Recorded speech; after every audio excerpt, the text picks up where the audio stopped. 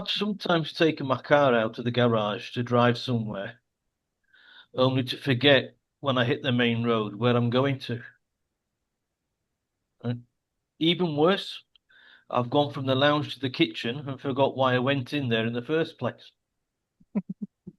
I thought it was because I was getting older and the age was setting in until today. It was explained to me that it's perfectly normal to do this. Scientists, so it must be true, Yeah. have called the syndrome the doorway effect, where we change environment and can't remember why we went there.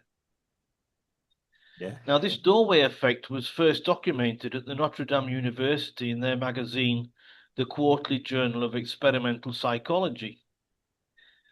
They made people carry objects from real and virtual environments, watching how the memories fared across the various settings. Yeah. They found out a person was more likely to forget what they were carrying if they walked through a doorway rather than just walk the same distance in the same room. Yeah. So the term event boundary was born. They said that our grey matter likes to live in chapters, Mm. separates things. Yeah. Right? Yeah. A doorway or change of environment acts as a sort of barrier or separation from one chapter to another. Mm. So as you go through the barrier, your brain tends to let go of things it doesn't feel important Yeah. to begin the new chapter as you walk into the next room. Mm. Right? Yeah. Also, visual clues are relevant. So if you go to the supermarket in the car, for example, as your mind is occupied with driving and watching for the traffic and pedestrians, and it's only when you see a sign pointing to the supermarket you actually remember why you left the house. Yeah.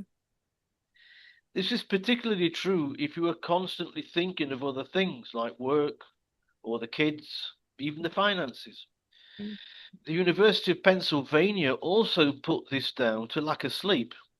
So if you are tired, you are more likely to forget what the Mm. task is Yeah. you intended to do. Mm. So whenever I go somewhere, I have to put things on the table to remember to take them with me, be it a bunch of keys or my wallet or whatever it might be. It's just a relief to me that it's normal. Yeah. It's to be like this, you know.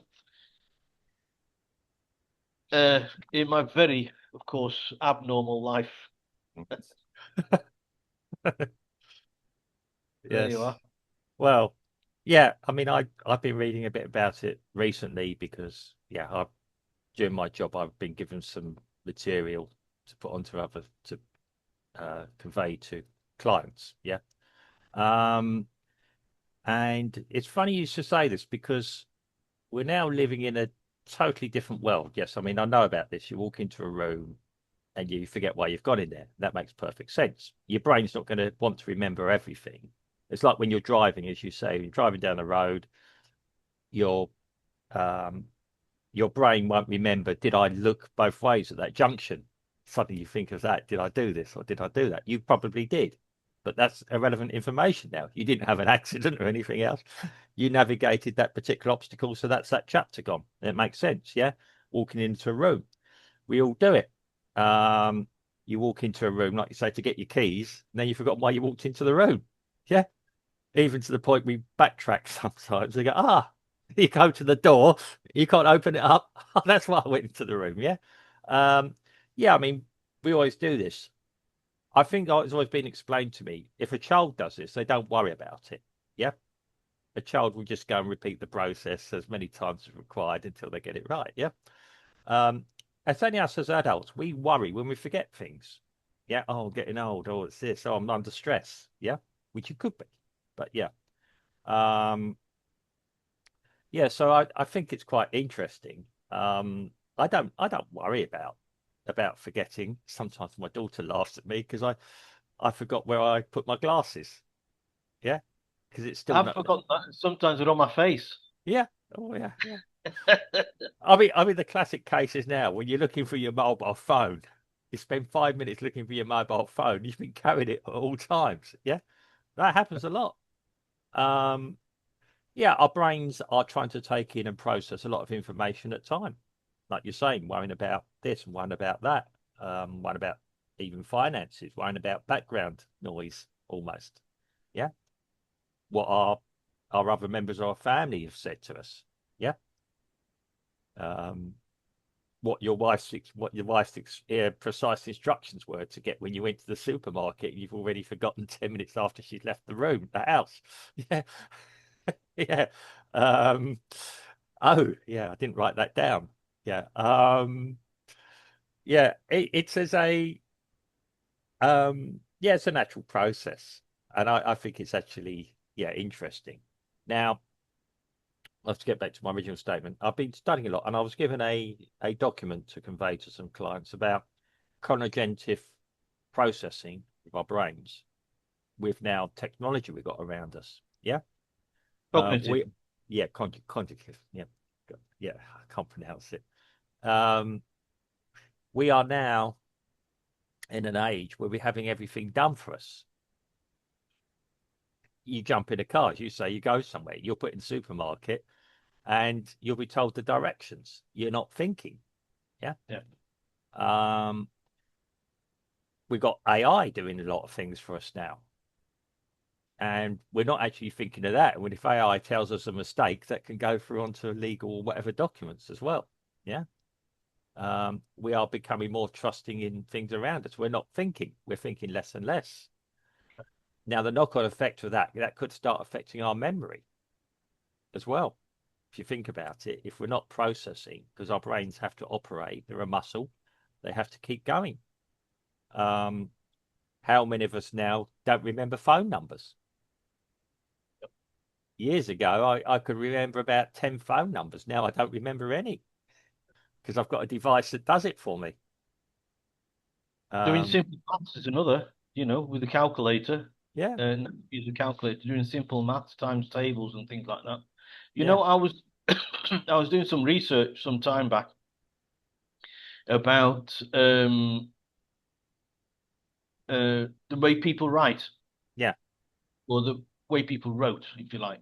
And yeah, so in the 1930s, uh, these documents I was reading, mm, the handwriting was so flamboyant. mm, It was beautiful to see. yeah, It all flowed, and mm, huge loops, mm, and as you went up through the years, you come to the 60s and the 70s, and the style of handwriting changed to be yeah, very blocky, mm, to be very blocky. yeah, And I remember reading my sister's handwriting, mm, which was very squat and rounded, very yeah, squat and rounded. And a lot of her classmates as well had the same sort of handwriting, this very mm, squat and rounded yeah, hand. And now these days, because we use so much of the computer mm, and we use so much of the cell phone, and our mm, thumbs will be yeah, very strong because we use our thumbs a lot to send messages and all that. yeah, I found that actually my handwriting mm, is getting worse, yeah, or has got worse. It's getting better now, yes, David Ross, yeah, principally because of these podcasts that we do. yeah, Because everything in my little preamble, mm, I have to write down, yeah, you see. And so all our podcasts, it's all written. Write it all down. yeah. I mean, And so, my handwriting's coming back, and yeah, being distinctive, not being in the trend, if you know what I mean. yeah. I mean, I'll be quite honest. I mean, with regards to memory, I carry a little notebook around with me to remember, even going to shopping, like I said, shopping lists, or if I think of something, or an So does idea or so does something. Joe Biden. Well, yeah, okay, yeah, yeah, but I'm not running a country. I'm just trying to run a Neither small was business. he. Neither was he. Yeah, but I'm running a small business. And I certainly don't have a team of people behind me to do that. Yeah, No, no, only a wife and daughter to tell me when I get something wrong. Yeah, never tell me when I should do it, how to do it right. Always when you get it wrong. Um, yeah, we're living in a world. It's like you say, memory. Now, yeah, there are people who say you should try and teach you how to remember things. Yeah, I mean, it's like you just heard me. I'm struggling to speak, to remember how to pronounce things sometimes, or I think in the brain. I've always had a problem, my own problem that I've had to slow down is my brain is sometimes, believe it or not, ahead of where I am. Yeah, Yeah. yeah, And because of that, I miss certain things in between. So I've had to deliberately slow myself right down. I've actually known a younger member of the society, a younger person, teenage, who had that problem. And she was told, or they were told, she then repeats to herself, calm down, calm down, calm down. Yeah. Because the youngsters today, they're moving so quick, their information is taking so quick. Um, Absolutely intelligent girl, but probably gets things wrong in exams. Yeah, because she's not, yeah, it's moving on too quickly. That's another thing that makes you forget or get things wrong. Um, it's all right to think, plan ahead. Sometimes we have to train ourselves to live in the moment. We are. And that's the other thing when you're operating, and I spend a lot of time doing conference calls effectively on the computer. And when you're doing it, and again, I was reading about this, and we're now living again the push button society. yep. And you think sometimes you push on one window, you open up another. You don't have time to have window discipline, as I would call it, close windows behind you.